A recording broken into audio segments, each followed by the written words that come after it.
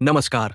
राष्ट्रपति द्रौपदी मुर्मू ने नई दिल्ली स्थित राष्ट्रपति भवन में सी राजगोपालाचारी की प्रतिमा का अनावरण किया है। ये केवल एक प्रतिमा का अनावरण नहीं है, ये एक विचार का संदेश है। राष्ट्रपति ने इसे औपनिवेशिक मानसिकता के अवशेषों को त्यागने की दिशा में एक महत्वपूर्ण कदम बताया। राजा जी की ये प्रतिमा राष्ट्रपति भवन की ग्रैंड ओपन सीढ़ी के पास अशोक मंडप के नजदीक स्थापित की गई है। ध्यान देने वाली बात यह है कि इस स्थान पर पहले ब्रिटिश वास्तुकार एडविन लुटियंस की प्रतिमा लगी हुई थी। एडविन लुटियंस वही वास्तुकार थे जिन्होंने नई दिल्ली के प्रमुख सरकारी भवनों की डिजाइन तैयार की थी।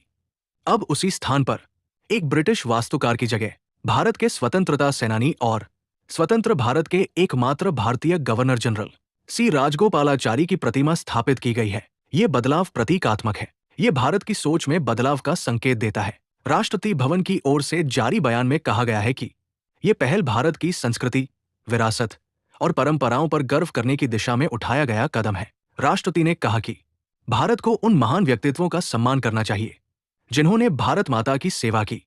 अपने संबोधन में राष्ट्रपति ने राजाजी से जुड़ा एक महत्वपूर्ण प्रसंग भी साझा किया। जब राजाजी गवर्नमेंट हाउस पहुंचे, जो आज राष्ट्रपति भवन के नाम से जाना जाता है, उन्होंने अपने कमरे में रामकृष्ण परमहंस और महात्मा गांधी के चित्र लगाए। उस समय भारत औपचारिक रूप से अभी भी डोमिनियन था, लेकिन राजाजी ने यह स्पष्ट संदेश दिया कि सच्चा स्वराज भारतीयों के दिलों में स्थापित हो चुका था। इस अवसर पर राजाजी उत्सव का आयोजन भी किया गया है।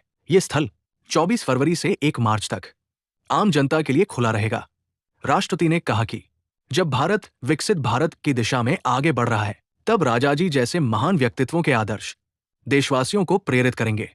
उन्होंने ये भी कहा कि राजाजी के विचारों में राष्ट्रीय चेतना, भारतीयता और समाज के कमजोर वर्गों के प्रति संवेदनशीलता स्पष्ट दिखाई देती है। तो क्या ये केवल एक प्रतिमा का अनावरण है, या फिर भारत अपने इतिहास और पहचान को नए नजरिए से परिभाषित कर रहा है? आप इस कदम को कैसे देखते हैं? अपनी राय जरूर साझा करें। धन्यवाद।